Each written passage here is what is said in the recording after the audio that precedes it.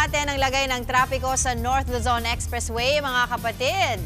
Tingnan po natin sa inyo pong bandang kaliwa na screen. Makikita po natin ang area ng Balintawak kung saan sa mga oras po ngayon ay medyo magaan pa po ang lagay ng trapiko dyan. Tuloy-tuloy pa naman po ang ating mga sasakyan. Dire-diretso lang, wala pang abala. At kung kayo naman po ay babaybay dyan po sa may Valenzuela, yan po yung nasa gitna pagkatapos ng Balintawak. Kay medyo marami-rami na po yung mga sasakyan po dyan, pero tuloy-tuloy pa rin naman po ang daloy ng trapiko dyan. Kung baga, wala pa rin pong abala na makikita. Magkabilang lane, gano'n din po ang sitwasyon. Kung kayo naman po ay pupunta sa may bandang Mindanao Toll Plaza, dyan po ay medyo nagkakaroon na rin po ng pagdami ng volume ng mga sasakyan dahil nga po dyan sa may toll gate kung saan po nagbabayad yung ating mga motorista. Kaya po ang ating advice ay maaga po tayong magpa-load ng inyong mga RFIDs para po dire-diretso lang ang ating biyahe.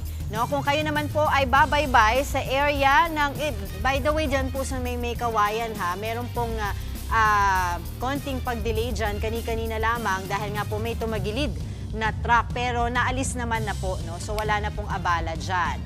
Dyan naman po sa may bandang Bukawi Toll Plaza, ganun din po sa mga oras na to, dire-diretso lang, wala pa pong traffic na nagaganap sa magkabilang lane. Although marami na po yung mga sasakyan, pero dire-diretso pa rin po ang ating pagbaybay sa mga kalsada na yan.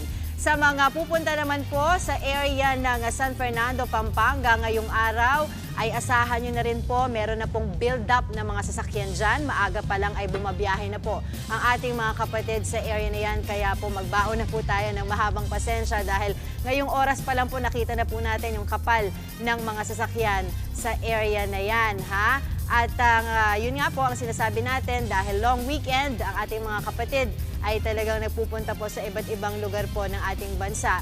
Kaya po tayo ay maaga pong umalis sa ating mga bahay para po makarating ng maayos sa ating mga destinasyon. Sa ngayon po, yan pa lamang po ang lagay ng trapiko sa mga oras na ito. Mga kapatid, Chiki Roa Puno po. Simulan ang inyong araw na puno ng impormasyong kapaki-pakinabang. Sama na sa isang makabuluhang umaga. Tumutok at mag-subscribe sa social media pages ng News 5.